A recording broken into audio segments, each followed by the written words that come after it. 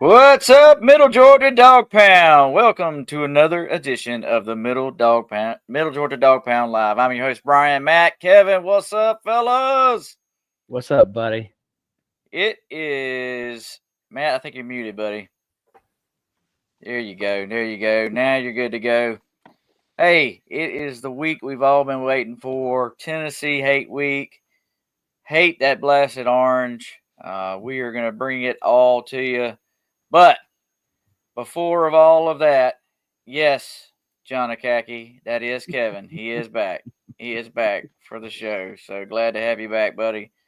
Man, what a rough game against Ole Miss. I don't even know what to say about that. I don't even know if I really want to even talk about it.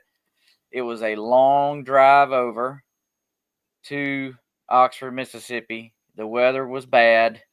I wanted to go to the Grove, but I'm kind of glad I didn't because I saw all the people that went to the Grove and they come back with mud up to their ankles. So there you go. And so I don't think I missed out too much at the Grove. But the stadium was nice. The atmosphere was great. They put on a great show in Oxford, and they set off fireworks. I don't know if you've ever been there, but the capacity is 68,000, so a little bit underwhelming as far as numbers go. But that crowd was raucous, man. They were loud. I mean, the entire game they were loud, and the Dogs gave them plenty of reasons to be loud because we could not do anything right, and which doesn't bode well for this week, right? Except for the fact that we're at home. But yeah, it was a tough road here, and Matt, got to give you kudos, man, because you called it early in the season. You said this was the one, and just thought I'd remind everybody what you had to say. Home, then we go to Texas. I mean, we have these warm-up games. They still have some work on some stuff that we don't really worry about a team losing to. I think we got a good way of preparing for it. We may lose a game, which will be fine. I think it'll be Ole Miss. We do. But just thinking about it, I think these teams are not as good as they are projected to be from the mass media. And something I could be wrong about us. We may not be as good as we are projecting as the mass media, because the media is saying that Georgia's unstoppable and we're great and we're amazing, and there's not many. The train just keeps going, but any given Saturday, man, it could happen. So that's where I'm at with that. But if we do lose one, I think it'll be Ole Miss. So we both were right. I called Alabama. You called Ole Miss, and we were both right. Got us. Both of those teams got us. But man, who'd have ever thought with the running back room that we had going into this season that we would be depending on a freshman running back to start this game? I would, if you'd have told me that at the beginning of the season, I'd say you're crazy, man. There's no way that's going to happen. We've got too many good players. Our running back room is too deep. There's no way that that's going to happen. But here we are. Nate Frazier is a receiver back at running back again. Do you think that's going to happen? Possibly. Yeah, I mean, Nate Frazier is looking to start. Cash Jones is listed as questionable. I doubt we see him. He may take a few reps, but it ain't going to be many. Yeah, definitely going to be a tough sledding. Tough sledding ahead for the Dogs going into this week. Well, any takeaways from Ole Miss that you guys wanted to point out? I'm gonna let you take this one, Matt. I was in the mountains. I'm gonna be honest. I was in the mountains, and I got back to the hotel, and Brian advised me, he said, "Don't even bother to watch this game." So I didn't. I just kept myself from experiencing the same heartache that you guys experienced. There's definitely a lot of factors that went into that game that are not, I don't think, are being discussed across the masses. Once again, this is coming from a homer, by no means, right? But I mean, scheduling does matter. I've said it on our page a few times. Scheduling does matter. I mean, when you have to get up for so many games, especially so many that are on the road, at some point you just get tired and you break down. And look at our attrition when it comes to our health of our team. I mean, we thought that we were super deep. Like, man, Nate Frazier has all this, accolades. He's going to be good for in a few years. We only see the field because we got 3 guys in front of him. He's starting tomorrow, probably. Right? I mean, that's just insane how when it just falls, it falls. But the offensive line struggled. I mean, let's just be real. The offensive line struggled, which for once, I say once, but it seemed like Carson had his head straight for the game. He was making good decisions. He was doing the best he could, and the offensive line let him down. Which I feel bad because I think the guy just can't catch a break. Like, he finally gets his head focused. He's making good passes, good reads, making good decisions, and bam, he has half a second or a second and a half before he's getting hit from behind or having let the ball go early. And then continually, how many times do we have first down shots, and what happens? Guys dropping balls. I mean, we have 3 first downs that were dropped that could have prolonged our drives to maybe get us some scoring in there. So, I mean, you always say what could have been, but you think about those drives that could have been prolonged. There's 3 drives that could have been prolonged. If those drives end with, even with field goals, or if they end with touchdowns, is this game way closer? Mm-hmm. Do we prevent them from actually scoring more points than they did? So a lot of ifs, ands, and buts. And I think the weather had a big deal. I mean, people don't think about it. Oh, it's away. It's also the weather. I mean, and but give it to Ole Miss. Not gonna lie, give it to Ole Miss. They had a good plan of, hey, we're not gonna huddle. We're gonna leave their great pass rushers on the field. Let them have their great pass. Let Williams and let Walker be on the field. What we're going to do is we're going to put them out wide and make them have to cover receivers for a few seconds. Mm-hmm. And how'd that turn out? But once again, the defense did well, though. I mean, they literally kept them to field goals majority of the game. So they still hung in there. So I don't want to say the defense didn't do their job. We always said, hey, if we can keep them under 30 points, we'll win. Well, we kept them under 30 points, and we still didn't win.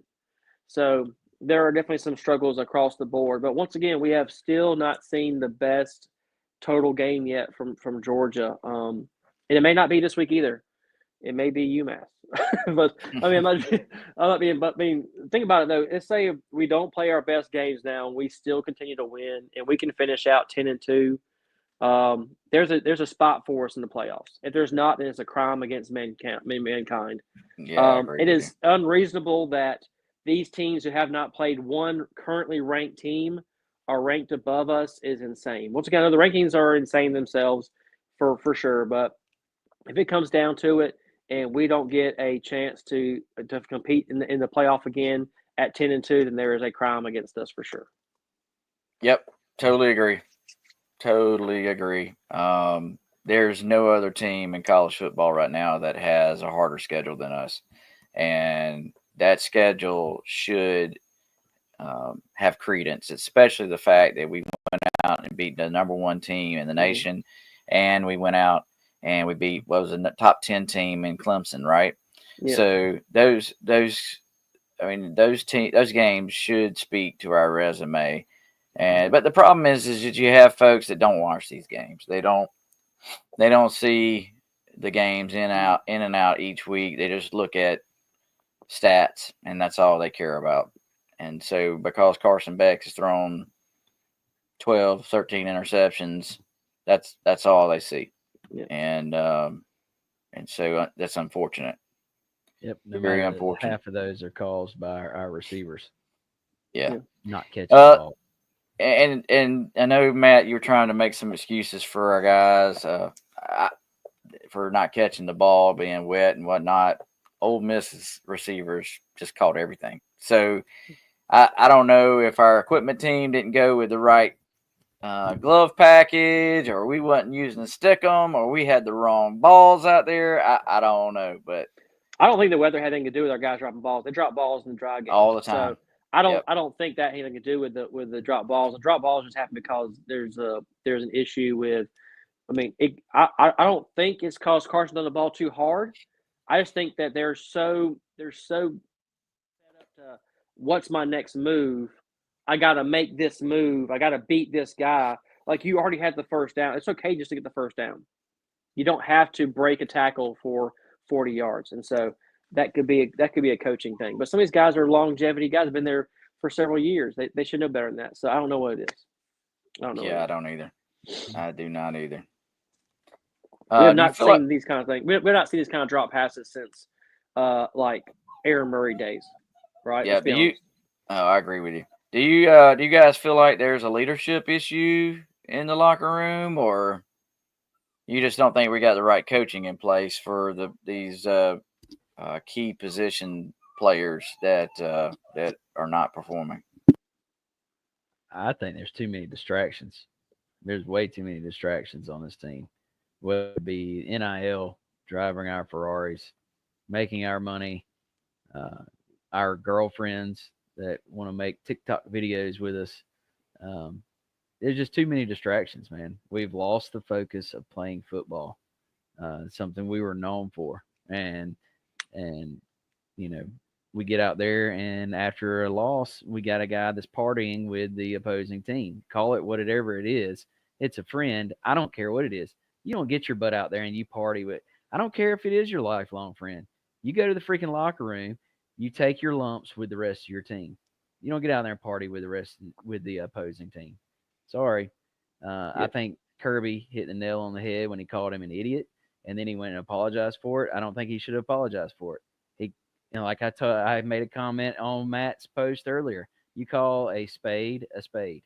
That was a spade. He called it a spade. He did what he needed to do. I don't think he apologized to his face. He apologized in the public eye. He was an idiot, plain and simple. But I think all these teams are dealing with those same kind of things. They're all dealing with the money. They're all dealing with the girlfriends and the social media stuff. I make it more about the focus. I mean, look at preseason. How many arrests did we have? It's that discipline of these guys, that they're untouchable, that they're immortal, and I don't understand that piece. Have your girlfriends, sorry, Stark, you got engaged. That's great. Maybe your mind's focused more on your engagement parties and your future wedding than having eye discipline in the backfield. And instead of watching running backs, you're not watching the quarterback throw balls over your head. I don't know. There's all kinds of distractions, but everybody has the distractions. I have a problem with guys who are consistent, like I said, going back to the Mark Rick areas and arrest, because we have some solid leaders. We have probably 3 or 4 solid leaders in that locker room. But in the past, we had like 10 or 12. That's my opinion. I don't think we have that one standout guy that calls it for what it is. I mean, you always had that one guy that would stand up and keep everybody in check. I mean, you think about when Nakobe Dean was there, he was ripping guys on the field. Yep. And they would fix it the next play. Yeah, last year it was Cedric Van Pran. Yeah, was I don't the leader. think we have that guy. Yeah. That guy is not there. Nope. And so you don't have that one leader that can step up and rip these guys and put them in place and check them. And so you're just out there doing whatever. You're just going through the motions. Hey, we're Georgia. These guys are going to roll over for us, and that's not the case. I think they've taken a lot of things for granted. Yep, I agree. Well, guys, was hoping our guest was going to show tonight, and it doesn't look like Mr. Donaldson's going to make it, and I'm a little disappointed because I was looking forward to having him on and have everyone have an opportunity to hear his story as the first African American center in the NFL. I know there's a lot of push for him to get inducted into the Hall of Fame, just specifically because of his longevity in the NFL and the amount of time that he spent. I think he played until he was 36 years old. I mean, that's a long time to play in the NFL.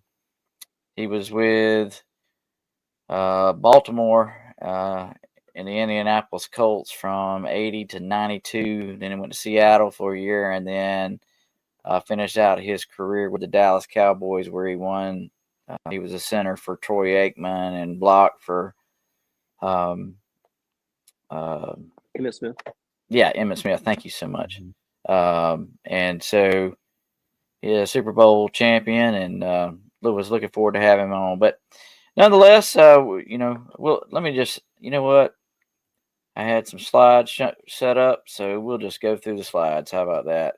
And show the slides nonetheless, because that's what we do here on the Dawgpound. We honor those guys that played before the current players that we have, and the legacy that they left on the field. Because without them, we wouldn't be where we are. We wouldn't have 2 national championships under our belt, and sitting here complaining about losing to Ole Miss because we're so spoiled, right? So this is Ray back in 1979. Here he is, number 53, right here. Let's see.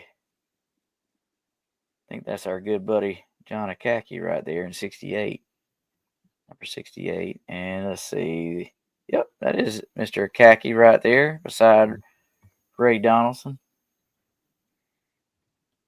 Now, I guess the point would be, for those that don't know, he came in as a linebacker, correct? Thank you. Yes, he was recruited as a linebacker, and because there was so much attrition on the offensive line, they moved him over to offensive line, and he thought he would never make it to the NFL because of that. And little did he know that's the reason he's in the NFL. He's like, the NFL doesn't draft African American centers, and so they did, and so the rest is history. So right here, John Akaki sent me this. Appreciate that too, by the way, by John. Ray Donaldson graded out the highest of any member of the Georgia offensive line during the Clemson game. So that was pretty neat there. And then there's him with the Colts. Couple photos. And there he is with Troy Aikman. So that was a cool photo I found today. And then there he is with Emmitt Smith. So how about them apples? Pretty neat. Pretty neat deal. Makes you wonder how much weight he had to gain to go from linebacker to center. Like, sign me up for that. Hey, dude, you got to gain 60 pounds. Take me to the buffet. Where's Golden Corral at right now? That's right. I think that I read that every one of those offensive linemen were over 300 pounds on that Dallas Cowboys offensive line during that Super Bowl year. So, wow. Yep. Pretty neat stuff. Let's see. Bill Krug said he was a second-team outside linebacker when he switched mid-season in 1977 to the center. So, how about that? Wow. Pretty neat. Well, Bill, we gotta line you up. Hopefully, we'll make the playoffs, buddy. And I'm gonna have you on a playoff show, and we'll get you in. Hope you're doing well. Bill says he weighed 235 pounds mid-season. Wow. Wow. Pretty neat. Well, guys, it's that time of the show for Paul's. Well, I got the wrong slide up. Paul's calls. So let's get that thing going. What do you say? Do it.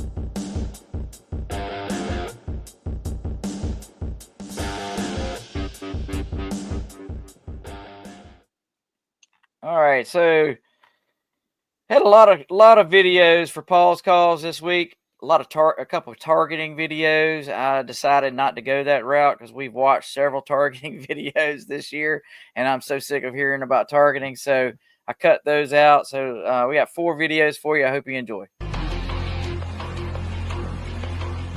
Our first play this week, we have a 4th and short situation, and as the new trend continues, the offense is going to go for it. Now, the quarterback takes a direct snap. He runs over the left side of the line, surges forward, and makes the first down. But we're going to get a flag down from our umpire. And after discussion with the referee, we get an announcement. Assisting the runner, offense number 53 was pulling the runner forward. 5-yard penalty. Replay 4th down. Now, by rule, you're allowed to push or drive the runner, but the rules state that no teammate shall grasp, pull, or lift the ball carrier to assist in forward progress. And we see number 53 here. He's out front. He locks onto the quarterback and pulls him forward. And so this is a correct call, a foul for helping the runner. It's a 5-yard penalty enforced from the spot of the foul, and the offense will repeat 4th down. Play 2, the quarterback, he drops back.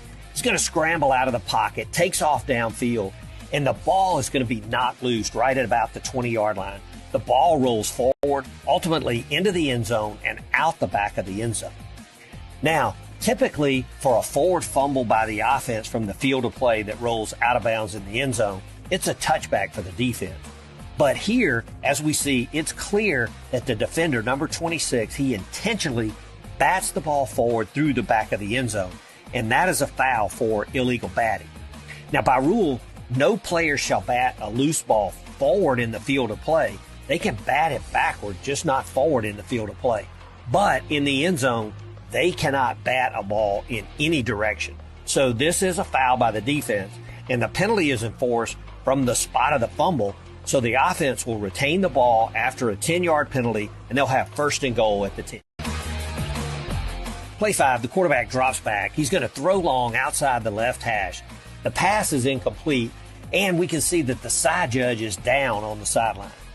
And as we go back and take a broader look, we can see that as the side judge begins to backpedal to cover the play in the white, he's tripped by a person with the team, and he goes down as the pass goes over the head of the receiver. Now, this contact is in the white, or what we call the restricted area, and all team personnel should be behind the white while the ball is in play. By rule, physical interference with an official during the play is sideline interference. There's no warning, and it's a 15-yard penalty administered as a dead ball foul. Anytime there are team personnel that are not behind the restricted area while the ball is live and during continuing action after the ball is declared dead, the first infraction is a sideline warning. The second and third is a 5-yard delay of game penalty for sideline interference. And the fourth and all subsequent infractions are 15-yard penalties for a team unsportsmanlike conduct foul. But when there's physical interference to an official, no warning, we go straight to the 15-yard penalty.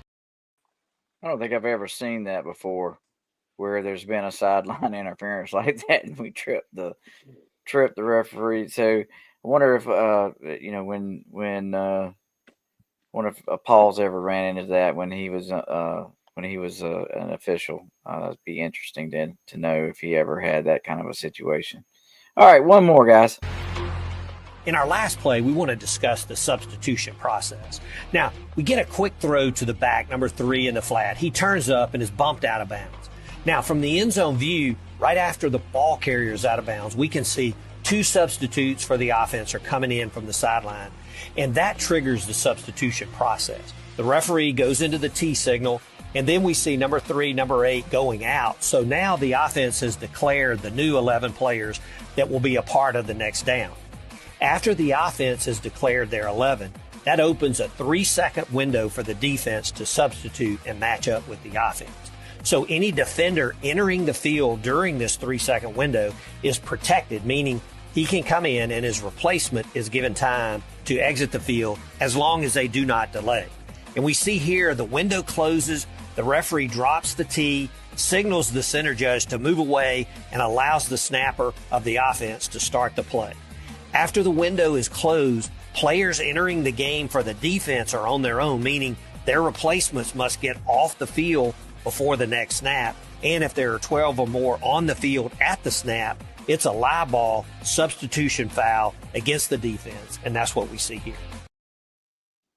Interesting. I don't think I've ever seen team run on like that after the back judge moved out of the way. So that was interesting. Well, guys, it is that time again. It is time for Krug's Crunches.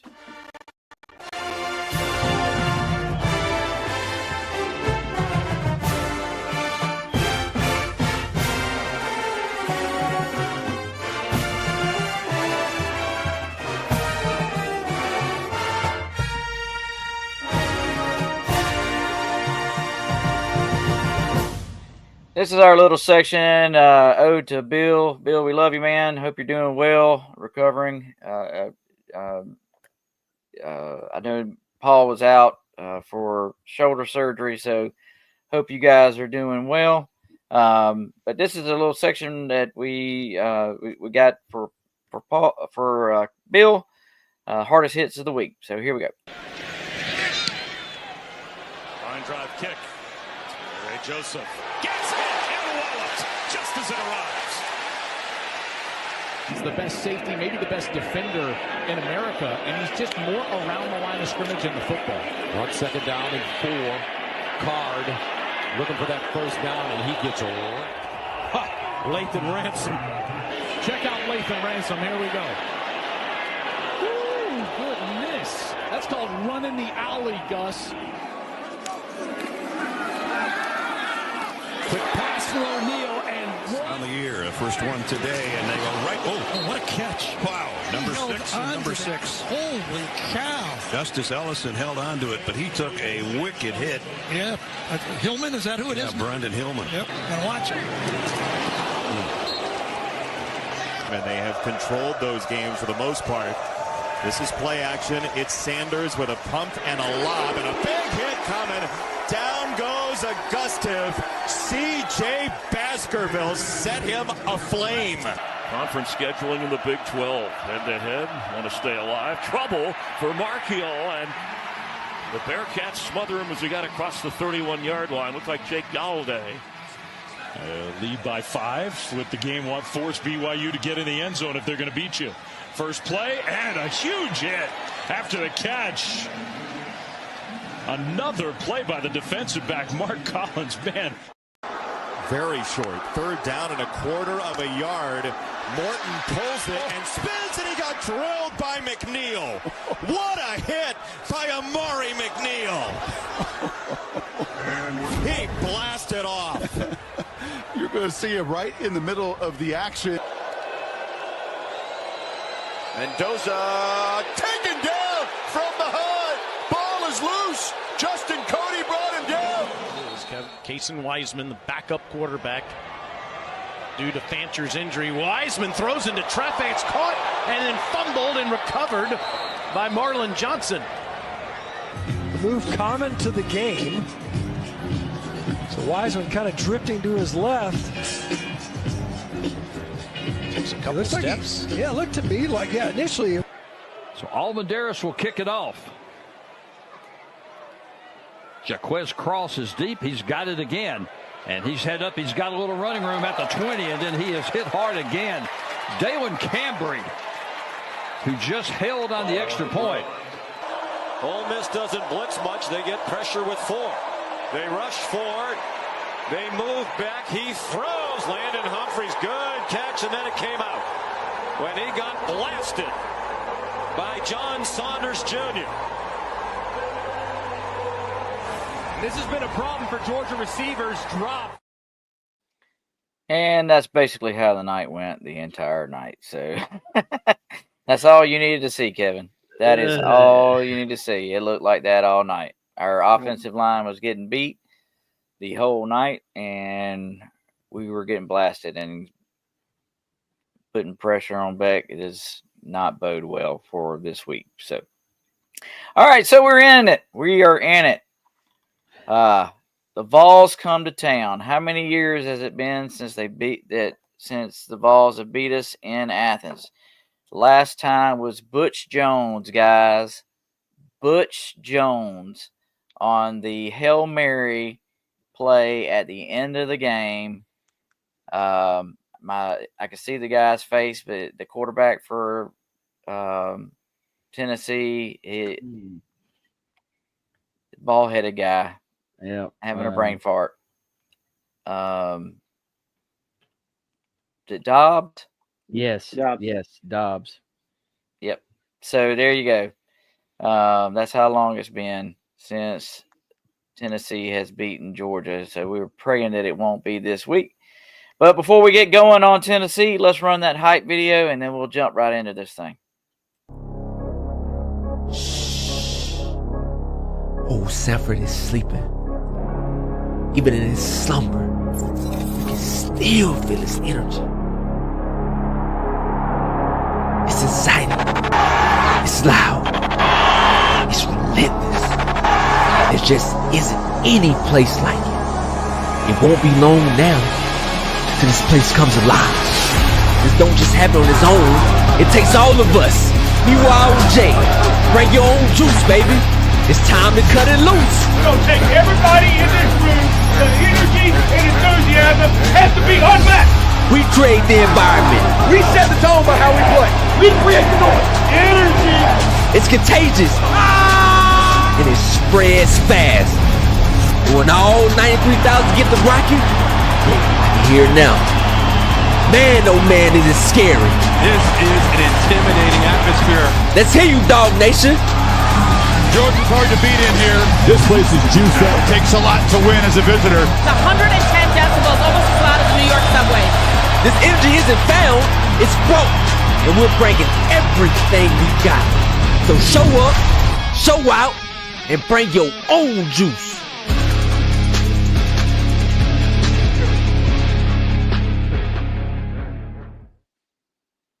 Wonder what kind of juice he's talking about. Because there's a lot of juices that get brought into Sanford Stadium. At least there was the folks that I saw walking in there. All right, so Tennessee's head coach is Josh Heupel. As you guys know, he was a Heisman candidate back in, I don't know, when we were in college. We just got out of college, I guess, maybe. Early 90s? Yeah, long time ago.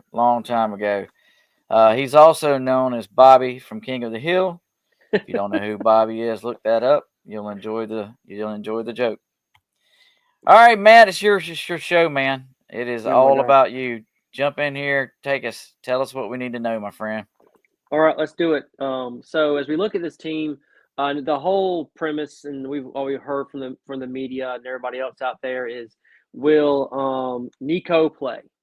So technically, and I could be wrong. I have to get with this with Paul and ask him. But I thought the protocol is if you're under the concussion protocol, it is a two-week sit. But apparently that has changed since Nico has traveled with the team to Athens. So we'll see. And I totally think he will play for sure. But I think with that happening and them skating the gray area of the rules of that we will not see a lot of running from him, a lot of quick passes coming from him, a lot of things that will get the ball out of his hand really quickly, not put him under duress of maybe getting hit at any point in time. So what we have with Nico here, we know he's a big, huge recruit for Tennessee. Coming out of California, was like the all-world player. Had a great first few of the games. And as I give you these stats, guys, you got to realize the first few of the games they had, they were scoring 60, 70 points. They have not done that since then. And one of the things that I want to point out, me and Brian talked about earlier, is why this game should be interesting, is because they chose to do things like onside kicks against teams back in the early part of the year to score more points. So hopefully that will come back to bite them here on this weekend. So got Nico here, 1,800 yards, 11 touchdowns, 4 interceptions. He's got 215 yards rushing. So not really the actual stats that they think they're going to get from him this year. Actually pretty low, but he's still a solid quarterback. Has the potential and skill set to hit people downfield. He has the skill set to move the chains when he has to. So this guy is very skilled and will definitely be a powerhouse probably coming into next year, but not the big burst like they wanted to. But they had to have had him to, because the next guy on our screen here. Next guy on our screen is Mr. Sampson. He is the bell cow. He is the best player on their team by far. He's a leading rusher in the SEC. So far this year, they have had 166 passes. They've had 420 rushes. That tells you how much they put on this running back group, and mainly on him. He is really good. There's no doubt about it. This guy is good. He will be the bend or break for this team offensively come Saturday. So can we hold him? Some people have asked the question, if he goes 100 yards, can Georgia win? I believe we can still win if he goes for 100 yards, if we can still play Dylan, because if we keep the passing game under 200, I think we can still win the game, depending on turnovers. I also have the tight end here as well. He's kind of a playmaker for them. He's got 3 touchdowns. He averages about 14 yards a catch. But as we move to wide receivers here, I have 4. I got these out earlier in the week before I knew Mr. Thornton was going to be out of the game. So he's actually out of the game, supposedly in their injury form. But the next 3 guys we have are the big deal. The one we probably know the most and has seen the most accolades here is going to be Squirrel White, a very dynamic player for them. He plays all over the field. He is quick. He is very well versed in open space. So keeping him contained is going to be a part of it as well. But McCoy is a player they've had in the past. Another guy on here that I didn't mention, I know I got Brazil, but another guy I haven't mentioned is Nimrod. He is a very good, solid receiver for them as well. He's had some injury issues also, but in that questionable kind of mindset. So be leery. They'll have it spread out of 4 receivers that they will use and spread the ball out. There's no really dominant receiver they have on this field. So as I go into the main pieces of the stats for the offensive piece here, is that they're the number 8 offense in the country. They are averaging 471 yards per game. Scoring offense, number 15. They're averaging 37.5 points a game. Passing offense, 60th. Like I said, we're only seeing about 236 yards a game. As we look at the rushing offense, number 9. 234 yards, 35 yards a game. That's big time, y'all. That is really. I know Nico is their third leading rusher, and he has some, but that's not gonna happen come this game. So they're gonna put a lot of weight on Sampson this game. He may get 30 carries if they're moving the ball, and our defensive line can't stop them. You may see him get the ball 25, 30 times this game for sure, to help balance that stuff out. Red zone offense. This is where they kind of struggle in. And we said that same thing about Ole Miss last week, and we kind of saw it. We saw a lot of field goals from Ole Miss last week. Same thing here for Tennessee. 112th in the country. They're 77% when it comes to the red zone. So keeping them to field goals could be a big deal for us, for sure. They have allowed about 2 sacks per game. They're 69th in the country. So that's the main piece of this offense that we have. The only thing about the kicking game that I would say is interesting is in the red zone, they can kick the ball pretty well. If we keep them outside of the 40-yard line, so any field goals that are 40 yards or more, they're only 50%. So if we can get them in that sweet spot and make them decide, hey, we're going to kick it, or we're going to go for 4th down, we can get some turnover and downs as well as possible. So things we need to be looking at as we get into that piece. So let's go ahead and go over to the defense real quick. All right, I'm going to run the game trailer for you there, Matt. Let's do it, brother. What we got to worry about is what we got to do now, KJ. When you lose games, you say, what did I do wrong? What can I do better? All about Tennessee moving forward, we're going to work this week. We're going to work this week. Monday, Tuesday, Wednesday, we're going to work. Because what I know works in Georgia is work. Work.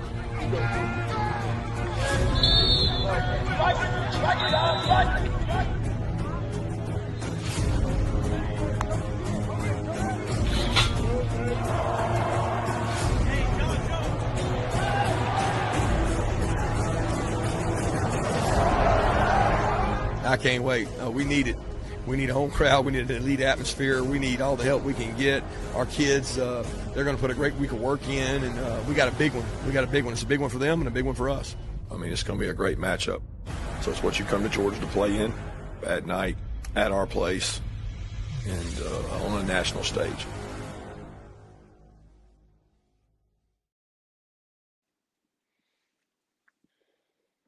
So, yeah, let's get in this defense. So I'm not going to take a lot of time up because I know we're pressed for time a little bit on some of these players. So look at the defense here. I got these linebackers up here first. We got Carter, is it I can't pronounce the name. Sorry, sounds about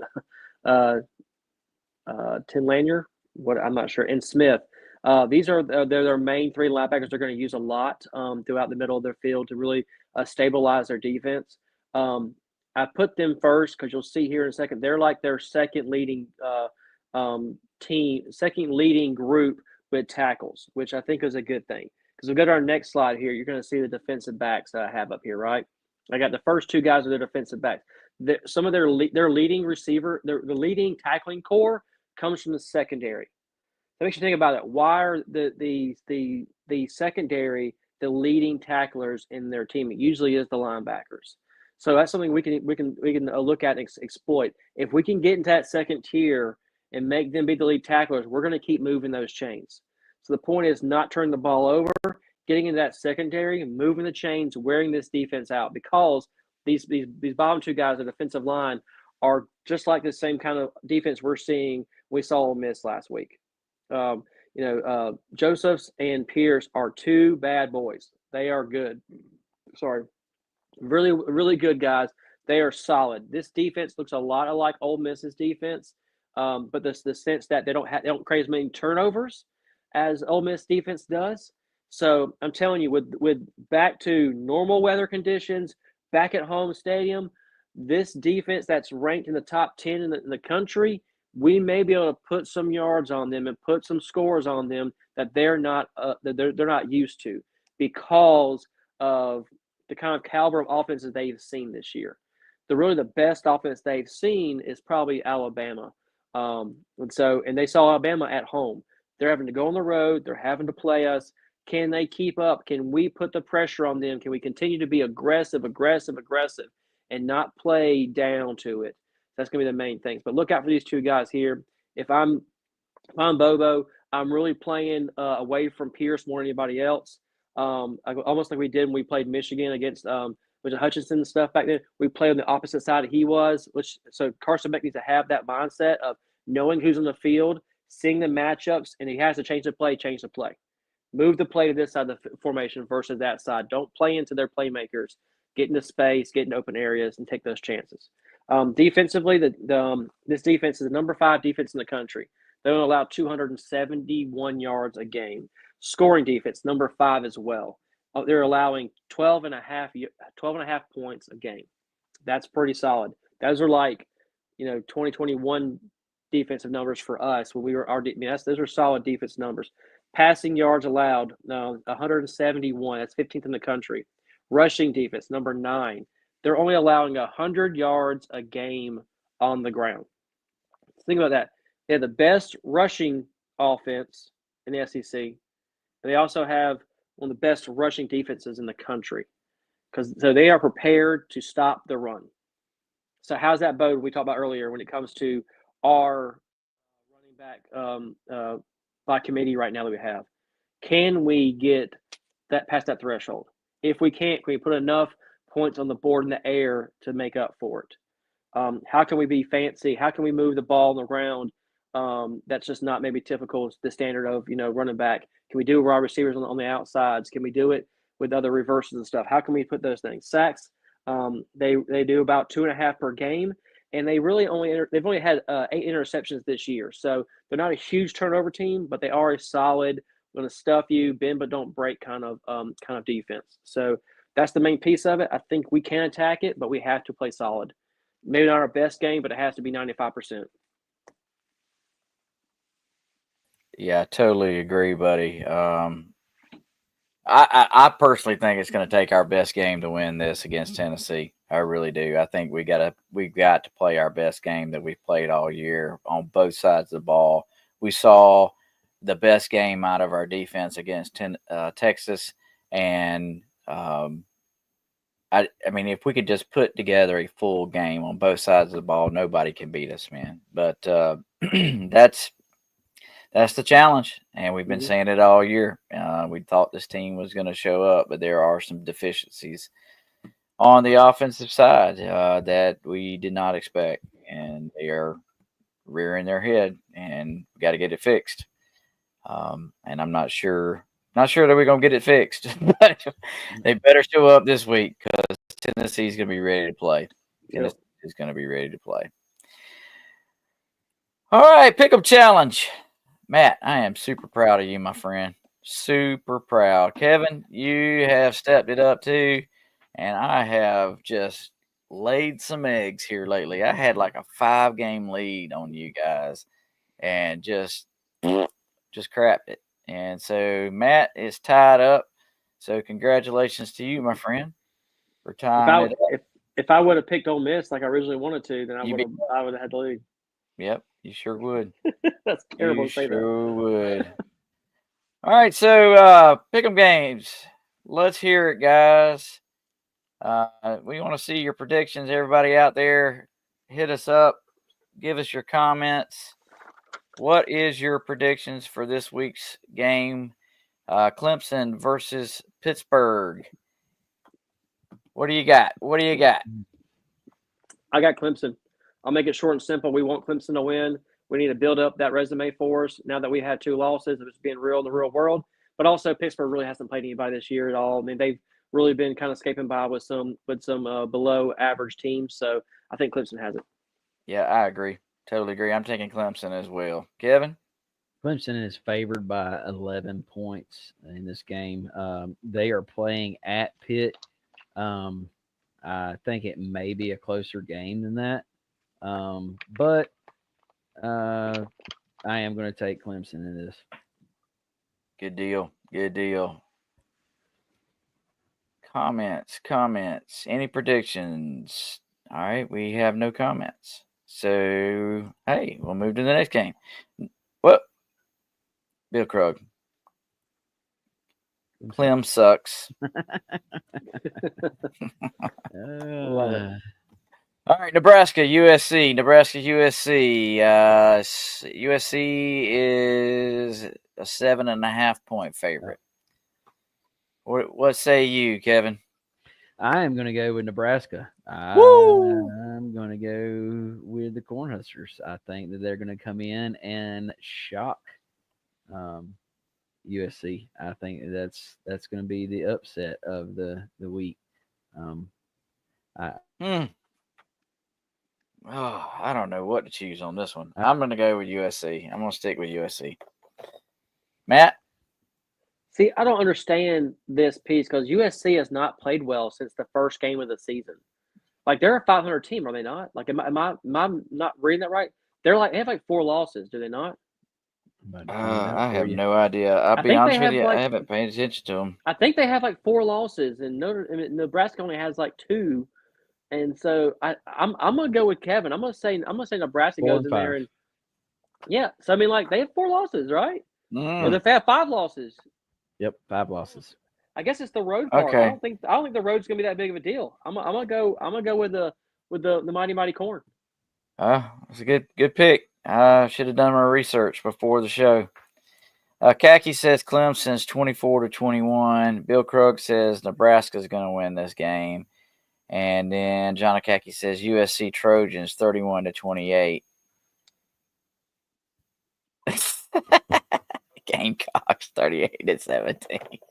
I guess he's talking about the true USC, I guess. I don't know. Buddy. Oh, there it is. Look at there. All right. Matt. Akaki says Gamecocks. I'm going Gamecocks. I'm going Yeah. South Carolina. I mean, we don't know what we're going to get from the offense on Missouri. I mean, you would think this would be a really, really solid game, but you just don't know what you're going to get from Missouri right now. So I'm going to stick with the Carolina Game Chickens. Yeah, me too. Me too. I'm going Gamecocks as well. I am also going to go South Carolina. Missouri is just suspect. I mean, it's horrible. And this new quarterback that South Carolina's got, man, he is he's on North fire. Sanders. Yes, Yep. he is. He's the But real deal. The problem with him, though, is that he's going to take too many hits, and you don't know what's going to happen. That's the scary part of him. He hits 1-2 wrong hits, and he's out, and you're screwed. I agree with you. I you just don't live know by the that's sword, you gonna die by the happen. sword, right? Right. I don't know that's going to happen against Missouri, but yeah, you are I agree correct. with you. All right. The Mercer Bears of Macon, Georgia against Alabama. Is your prediction that Alabama will beat them by more than 45 points? No. So you're picking Mercer then?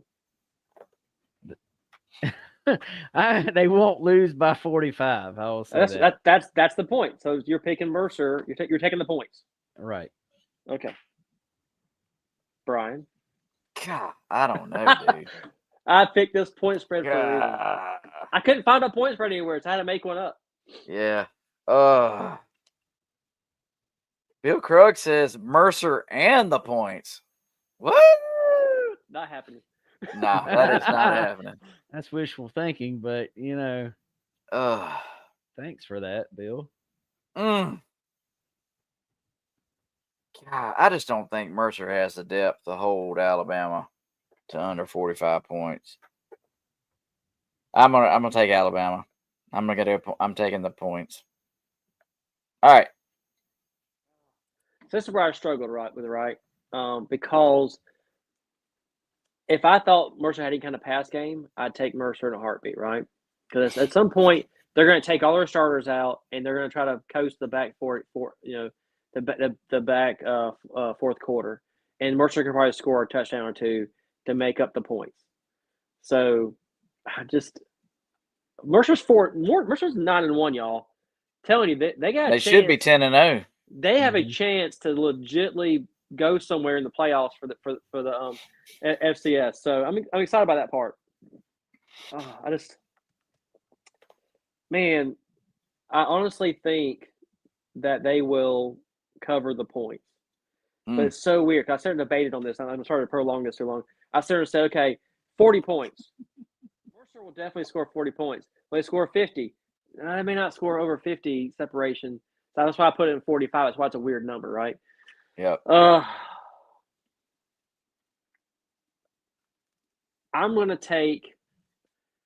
I'm taking Alabama. I don't want to, but I really am. I think that they'll keep Mercer like maybe 3 or 6 points, and then they'll end up scoring 50, and so it will at least 50. So it'll be like 47 points they win by or something like that.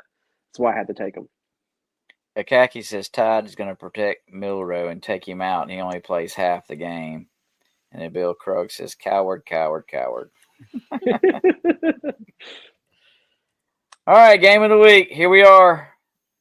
The Vols are coming to town in Sanford Stadium, Dooley Field, between the hedges, 7:30 tomorrow night. Under the lights, can the Dogs do just enough to beat the Vols at home? Kevin? Why are you going to pick me first? Matt? I'm not going first. I will go first. I feel strangely confident. I don't know what it is. I mean, I didn't even look at all the white noise back there saying the point spread. I'm just telling you, I feel strangely confident that we are going to be able to put up enough points to beat them. I just feel it. I don't know if that's just me living in house money from the past. I'm still viewing us as the past teams. But I have a feeling that at some point in time, this team has to show up. And I think they are desperate to get home. That sounds terrible. And if people say, oh, I mean, we've played so many road games. If it's a neutral site, it's still a road game. And I think they're ready to get home.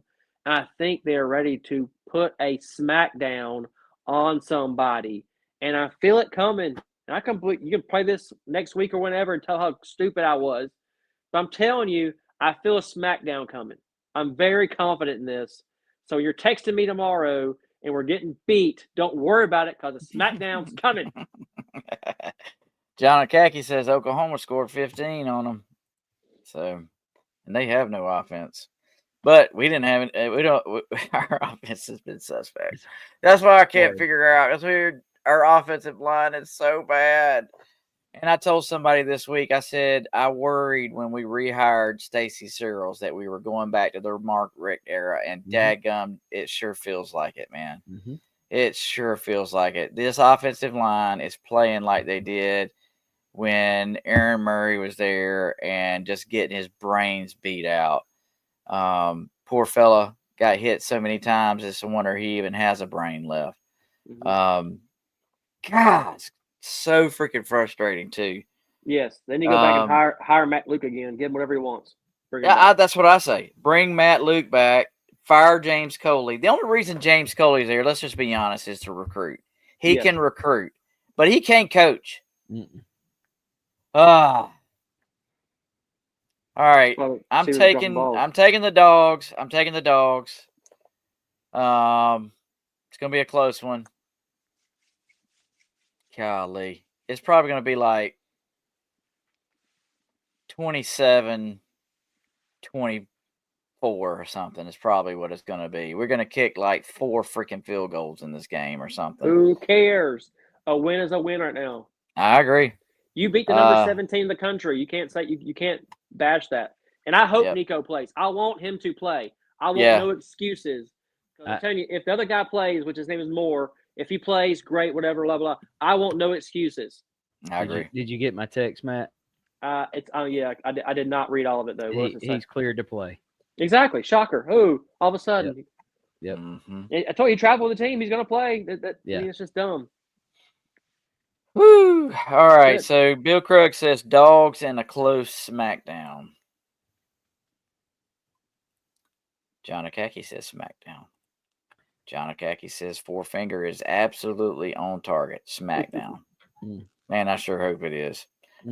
I sure hope it is. Kevin, what say ye? So, as Matt alluded to,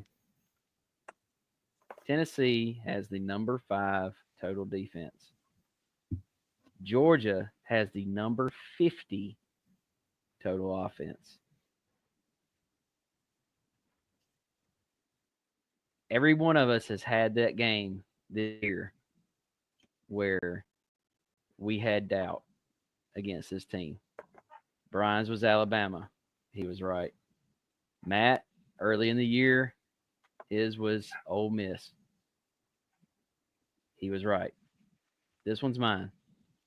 Tennessee's defense has kept them in the games that they should not have won, but they won it because of their defense. This is going to be another one. This game knocks Georgia out of the championship hunt. Ugh. We lose this by 3, Brian, not win it. Yeah, I can see it going either way. 24. I see it going either way. Our offense is horrible. It is horrible. We have no offensive line. We have no run game. We have no pass game. We can't score. We scored 10 points. 10 points against Ole Miss. It's horrible. Yep. Until Kirby realizes that and cleans house, this is what we're facing. Sorry. That's the reality. John Akaki says you need to be censored.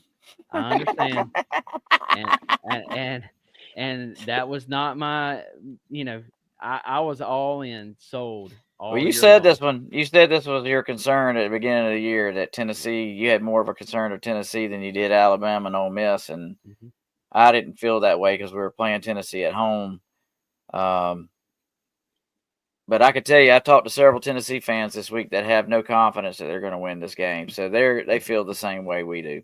So there's that. They felt the biggest Tennessee fan I know told me yesterday that after the smackdown that Georgia got at Ole Miss, that they know they're going to get their brains beat out when they come to town. And I'm like, I hope so. Really? And they said, yeah, we're going to get our brains beat out. There's no way Georgia's losing 2 games back to back. I hope so. I hope so too. I'm proved wrong. Me too, buddy. I just have no confidence. Me too, buddy. Me too. But here we are. Well, guys, little downer news. So tonight is going to be our last night for the Dawgpound show. We are losing our streaming platform.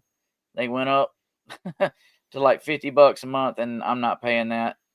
And nobody else wants to pay that either. And so we're going to take a little break for a while. And hopefully maybe we can be back for some of the playoff games and preview those. But we're going to take a break and step away and spend some time with our wives because I know they miss us. And so try to do some date nights and some things that we haven't been able to do on Thursday and Friday nights. So do appreciate everybody coming on and commenting on the show. It's been a lot of fun. The Dawgpound is taking us through. Oh, Kevin, Matt, I love that, dude. That was awesome. Did you know it was going to do that? No clue. That's awesome. Do it again. That was awesome. It didn't do it. Well, it didn't do it. Matt was like, I guess it was your iPhone did the little hearts. But, yeah, that was cool, man. So the Dawgpound took us through 2 national championships. Matt, we had the banner made behind Matt there after the first natty. Prophetic, if I do say so myself, for the second natty. And it's been a great run, man. I've had a great time. It's been a lot of fun. 4 seasons, baby. Yep, a lot of fun. Been a lot of fun. And got to know some great folks like John Akaki, Bill Krug, and our good friend Paul Petrisco come on the show. Matt was talking about, who would have ever thought we would have met the folks that we've met and interviewed the people that we met on this show. It's because of the show. And we stepped out on faith and did something that I never thought I'd do. Never thought I'd host a podcast. And we started doing it and took off, and we had a great time doing it. But like all good things, they do come to an end, and I think it's time, especially with the cost of this platform going up. And I hope that StreamYard hears us and is listening in, because it was a very, very big disappointment and a hit in my bank account for that. That's for sure, because I missed it the first month, but I'm not missing it after the second. So, but yeah, it went from $10 a month to $50 a month, and I'm not paying that anymore. So, well, guys, it's been great. So let's send this thing out right like we always do. Let's hear that Krypton. Let's do the fourth quarter wave and send this thing out right.